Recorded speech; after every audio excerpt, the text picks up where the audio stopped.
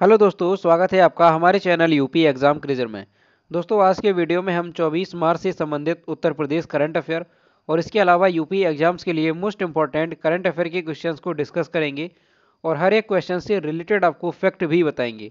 और वीडियो के अंत में हम आपसे एक क्वेश्चन भी पूछेंगे जिसका जवाब आपको कमेंट बॉक्स में देना है। और अगर आपको इसकी पीडीएफ डाउनलोड करनी है तो आप हमारे टेलीग्राम ग्रुप से इसकी पीडीएफ डाउनलोड कर सकते हैं। टेलीग्राम ग्रुप की लिंक आपको वीडियो के डिस्क्रिप्शन में मिल जाएगी। और दोस्तों, आज का वीडियो थोड़ा छोटा रहेगा क्योंकि आज हमारा स्वास्थ्य सही नहीं है, लेकिन फिर भी मैं आप लोगों के लिए वीडियो लेकर आया हूं ताकि एक भी दिन के क्वेश्चन आपके मिस ना हो। तो चलिए शुरू करते हैं।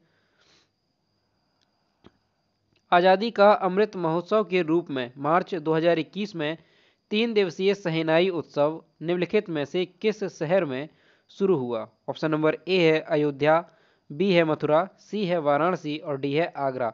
तो इसका जो करेक्ट आंसर है वो है ऑप्शन नंबर सी, वाराणसी।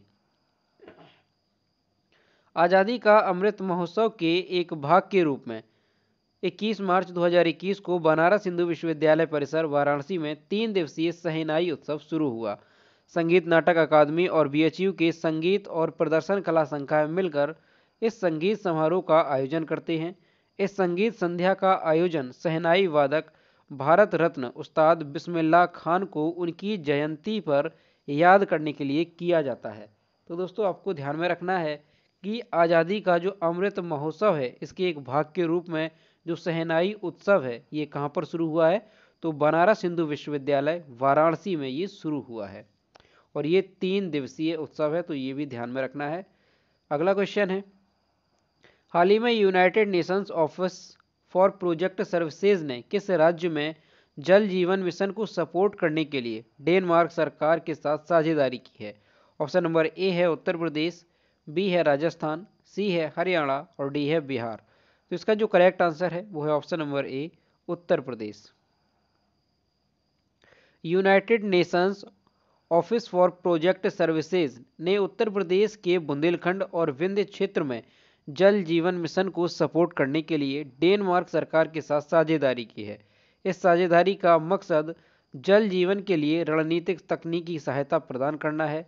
जल जीवन मिशन का लक्ष्य 2024 तक भारत के प्रत्येक ग्रामीण परिवार को घरेलू नल कनेक्शन प्रदान करना है। तो आपको ध्यान रखना है कि United nation office for project services ने उत्तर प्रदेश के बुंदेलखंड और विंध्य क्षेत्र में जल जीवन मिशन को सपोर्ट करने के लिए डेनमार्क सरकार के साथ साझेदारी की है। अगला क्वेश्चन है, प्रखर समाजवादी और मौलिक चिंतन राम मनोहर लोहिया का जन्म उत्तर प्रदेश के किस जिले में हुआ था? ऑप्शन नंबर ए है सहारनपुर, बी है कानपुर, सी है इटावा और डी है फैजाबाद। तो इसका जो करेक्ट आंसर है वो है ऑप्शन नंबर डी, फैजाबाद।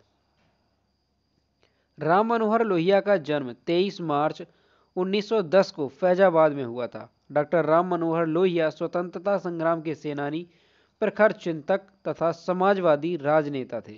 इनकी पुस्तकें कौन कौन सी हैं? तो हिंदू बनाम हिंदू, समाजवादी चिंतन, मार्क्सवाद और समाजवाद और धर्म पर एक दृष्टि, ये इनकी पुस्तकें हैं। और ये पुस्तकें आपको अच्छे से ध्यान में रखनी है क्योंकि इससे रिलेटेड क्वेश्चन पूछा जाता है।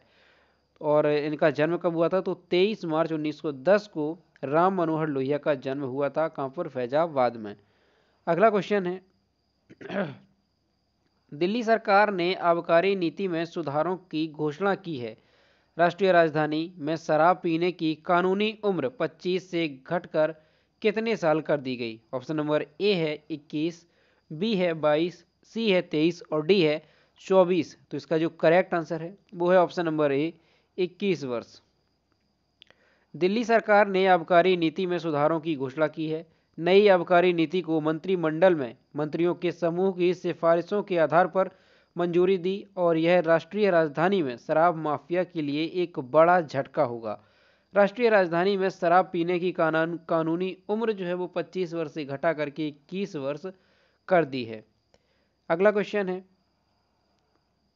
67वें नेशनल अवार्ड समारोह में निम्नलिखित में से किस फिल्म को सर्वश्रेष्ठ फिल्म के अवार्ड से सम्मानित किया गया है?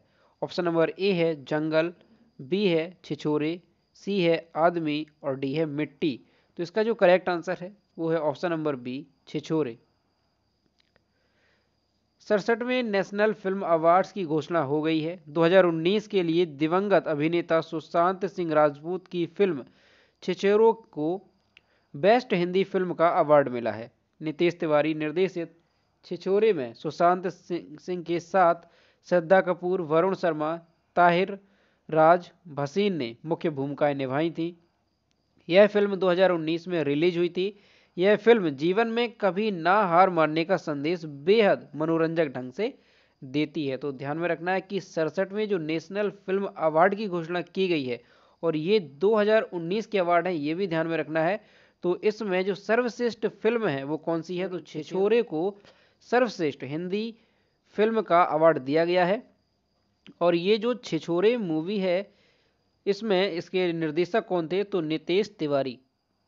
तो ये भी आपको ध्यान में रखना है कि इसके निर्देशक कौन थे, नितेश तिवारी। अगला क्वेश्चन है 67वें नेशनल अवार्ड समारोह में किस अभिनेत्री को सर्वश्रेष्ठ अभिनेत्री के अवार्ड से सम्मानित किया गया है। ऑप्शन नंबर ए है अनुष्का शर्मा, बी है दीपिका पादुकोण, सी है कंगना रनौत और डी है रवीना टंडन। तो इसका जो करेक्ट आंसर है वो है option number C, Kangana Ranaut. केंद्र सरकार ने साल 2019 के लिए 67वें राष्ट्रीय फिल्म पुरस्कार नेशनल फिल्म अवार्ड्स की घोषणा कर दी है। Manikarnika, the queen of Jhansi और पंगा मूवी के लिए कंगना रनौत को सर्वश्रेष्ठ अभिनेत्री का पुरस्कार से सम्मानित किया गया है। धनुष और मनोज बाजपेयी को संयुक्त रूप से सर्वश्रेष्ठ अभिनेता पुरस्कार से सम्मानित किया गया है। तो दोस्तों 2019 के लिए जो 67वें राष्ट्रीय फिल्म पुरस्कार है उसमें जो सर्वश्रेष्ठ अभिनेत्री का पुरस्कार है वो किसे दिया गया है, तो कंगना रनौत को दिया गया है। और इन्हें ये पुरस्कार Manikarnika, the queen of Jhansi और पंगा मूवी के लिए दिया गया है। और दोस्तों 2019 के लिए जो 67वें फिल्म राष्ट्रीय पुरस्कार हैं इसमें जो सर्वश्रेष्ठ अभिनेता है उसका अवार्ड किसे दिया गया है, तो धनुष और मनोज बाजपेयी को संयुक्त रूप से सर्वश्रेष्ठ अभिनेता का सम्मान से सम्मानित किया गया है। अब ये धनुष अभिनेता कौन है, तो इनके बारे में थोड़ा देखिए। वेंकटेश प्रभु कस्तूरी राजा, इनका जन्म हुआ 28 जुलाई 1983 को, जिन्हें धनुष के नाम से जाना जाता है। भारतीय फिल्म अभिनेता, पार्श्व गायक, गीतकार और निर्माता हैं। इन्हें मुख्यतः तमिल फिल्मों के लिए जाना जाता है। तो दोस्तों ध्यान में रखना है कि जो धनुष अभिनेता हैं ये तमिल फिल्मों के कलाकार हैं। तो इन्हें और मनोज बाजपेयी को संयुक्त रूप से सर्वश्रेष्ठ अभिनेता का अवार्ड दिया गया है 67वें राष्ट्रीय फिल्म पुरस्कार में। अगला क्वेश्चन है भारतीय संस्कृति मंत्रालय ने वर्ष 2020 के लिए गांधी शांति पुरस्कार किन्हें प्रदान किया है। ऑप्शन नंबर ए है दिवंगत सुल्तान काबूस बिन सैद अल सैद, बी है चंडी प्रसाद भट्ट, सी है सर डेविड एटनबरो और डी है बंगबंधु शेख मुजीबुर रहमान। तो इसका जो करेक्ट आंसर है वो है option number D, Bangabandhu Sheikh Mujibur Rahman. तो इसका जो करेक्ट आंसर है वो है option number D, Bangabandhu Sheikh Mujibur Rahman.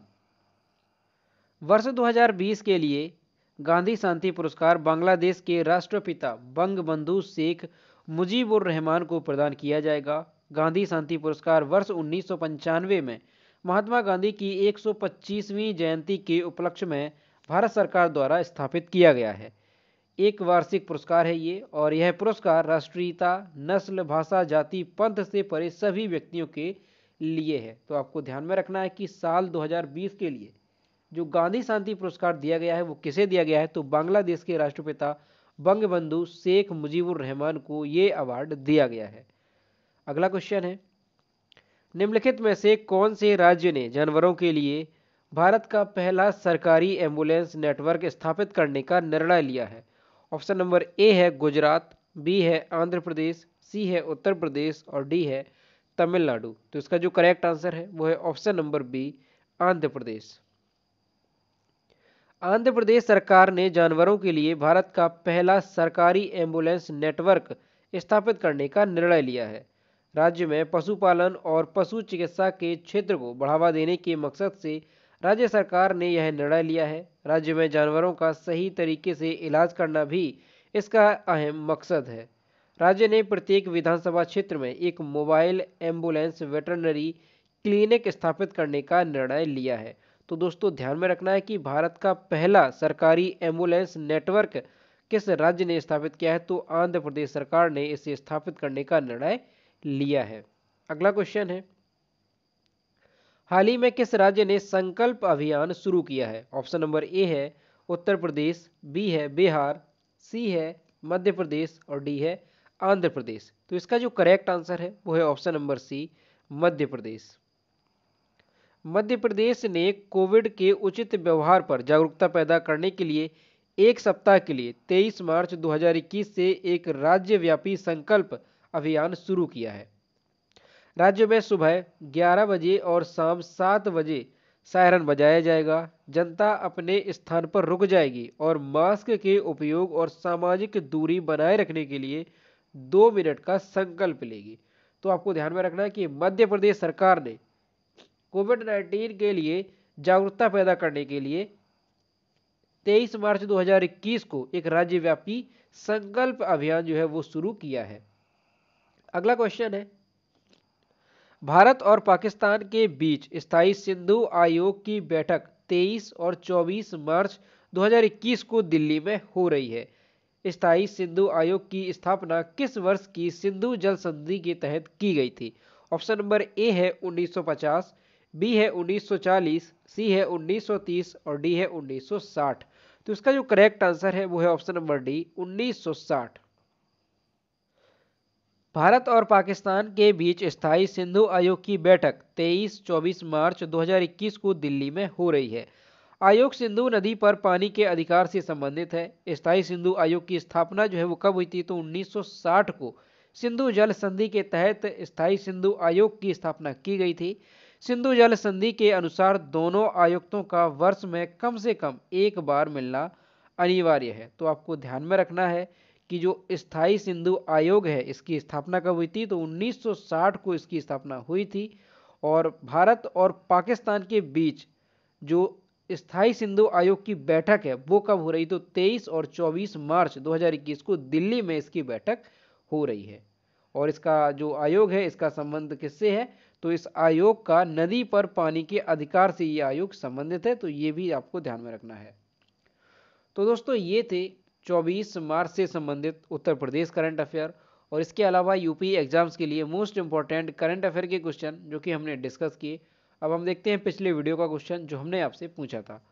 तो ये है कल के वीडियो का क्वेश्चन जो हमने आपसे पूछा था, हाल ही में जारी एक अध्ययन के मुताबिक दुनिया की सबसे खतरनाक सड़कों के मामले में भारत का कौन सा स्थान है? तो इसका जो करेक्ट आंसर था वो ऑप्शन नंबर डी था, चौथा स्थान। और सभी स्टूडेंट्स ने इसके सही जवाब दिए। और मैं फिर से कहता हूं कि जो भी क्वेश्चन आपसे पूछा जाए तो उसका आंसर आप लोग जरूर किया करो। तो ये है आज का क्वेश्चन, हाल ही में किस राज्य सरकार ने महिला योद्धाओं के नाम पर 3 पीएसी महिला बटालियन स्थापित करने की घोषणा की है? ऑप्शन नंबर ए है उत्तराखंड, बी है हरियाणा, सी है बिहार और डी है उत्तर प्रदेश। तो इसका जो भी करेक्ट आंसर है वो आपको कमेंट बॉक्स में देना है और आप लोग आंसर जरूर किया करो। तो दोस्तों अगर आपको आज का वीडियो पसंद आया हो तो वीडियो को लाइक करें, शेयर करें और अगर चैनल पर नए हैं तो चैनल को सब्सक्राइब करना ना भूलें। साथ ही बेल आइकन को भी प्रेस करें ताकि टाइम टू टाइम नोटिफिकेशन आप तक पहुंचता रहे।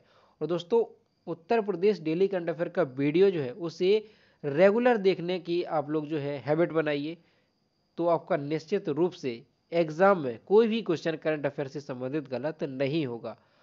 तो मिलते हैं नए वीडियो में। Thank you.